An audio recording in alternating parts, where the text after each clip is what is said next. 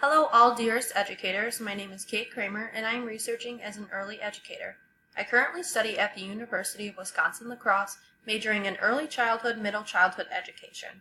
I am a preschool teacher of all levels at Red Balloon Early Learning Centers in La Crosse, Wisconsin, and I hope to someday teach early education in the literature or language arts department.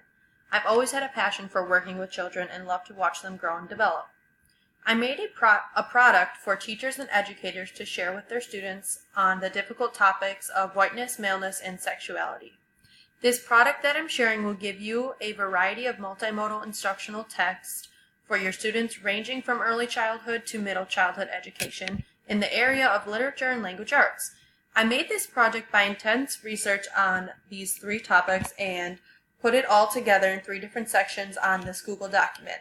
These texts are going to give you the information you need to make changes and question the automatic centering of whiteness, maleness, and gender oppression, and heteronormative assumptions in your curricula today.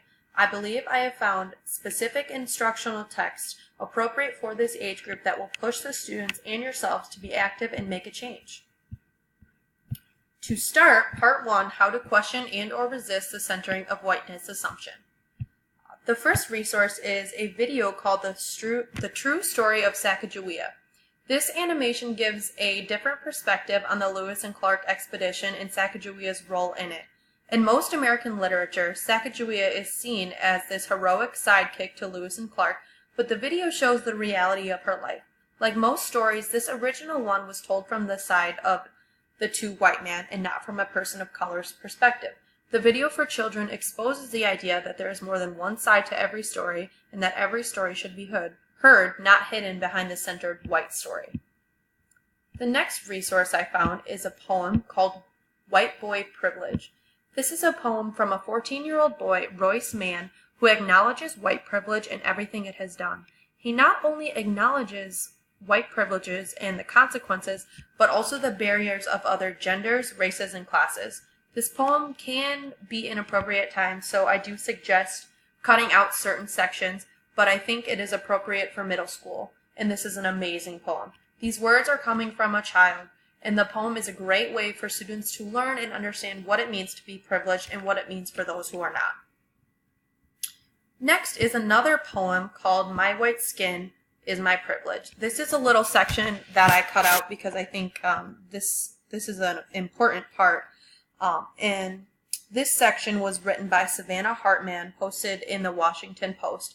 She wrote a poem in the style spoken word. She writes this poem about white privilege and the differences for those who are white and black. I think this is a great tool of poetry that talks about what it means for children and students to be white and how they need to acknowledge it. This is a way for teachers to push against the centering of white privilege that takes place in the classrooms and teach our students about it as well. Next is a video called Doll Test. This is a video where young children are asked a series of questions about white and black babies. For example, they ask the children, which doll is nice, which doll is mean, which doll is pretty, which doll is ugly, and etc. Most, if not all of the children, even the children of color, associate the white doll with being nice and pretty and the black doll with being mean and ugly. This is a great teaching moment for us educators to teach about the biases associated with race and the automatic privilege white people get, even that these young children are understanding. The next is another video called Because I'm Latino. This is a video by 12-year-old students of color who talk about the oppression and discrimination they receive because they are not white. White students also join in and talk about the racism that they hear and see around them. I think students can benefit from hearing other children like them talk about race in our society. Students can begin to realize how what they do and the way they act can further contribute to racism or hopefully put an end to it. This is another great resource for teachers to show their students. Next is a book called Race Cars. This is a children's book about white privilege. It is a book for educators to facilitate tough conversations with students about race, privilege, and oppression.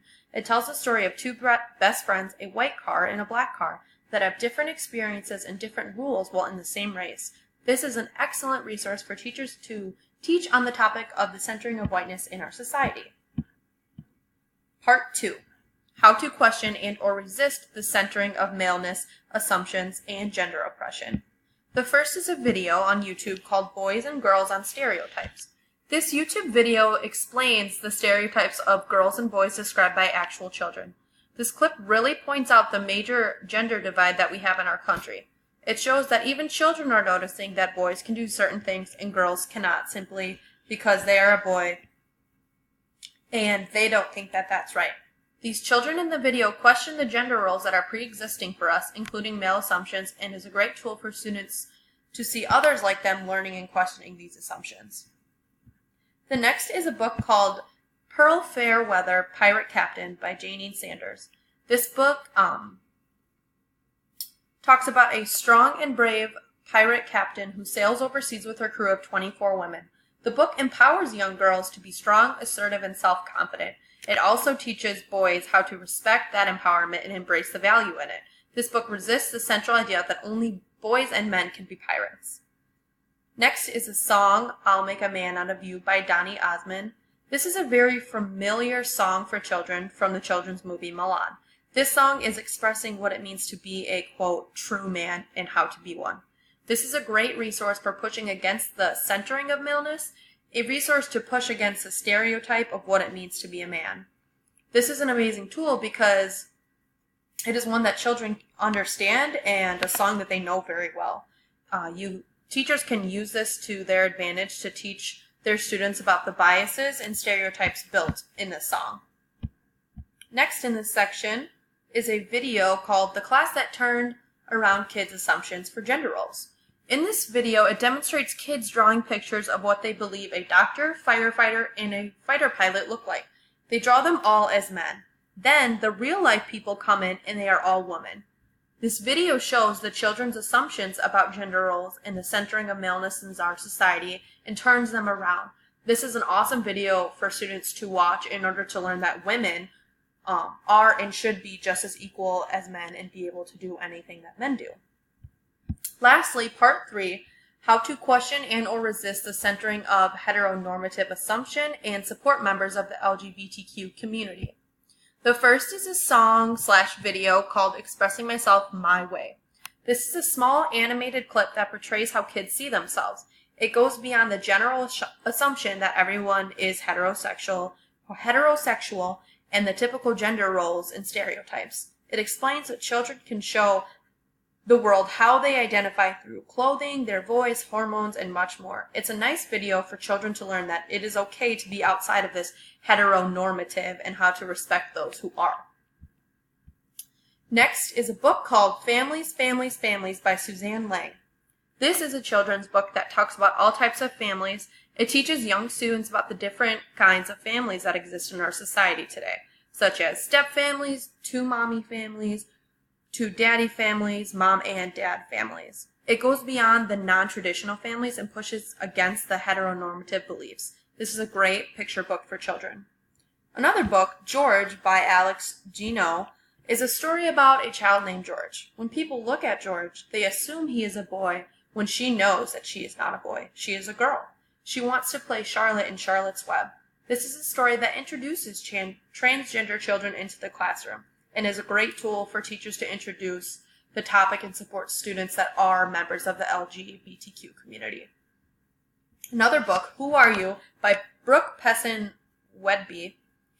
This is a children's book that provides an introduction into gender for any child over the age of 5. It gives a clear understanding for talking about how we experience gender, our bodies, expression, and our identity. This is an amazing children's book for students to read in the classroom. It will allow them to dive deeper into their identity and understand those identities around them. It will teach them identities outside of the heteronormative as well. Next one is a music video called I Am. This is a music video made by Laura Jeffrey Academy. She is a girl-focused middle school serving students in 5th to 8th grade in St. Paul. The music video was made by 4 8th grade girls talking about the differences in transgender, gender identity, and gender orientation. They mentioned how there is more than just the heterosexuality in our society and believe they have the ability to change the world. This is another awesome video for students to watch and learn from. Lastly is this diagram called the genderbread person. This is a brief diagram that explains the difference between gender identity, gender expression, and biological sex.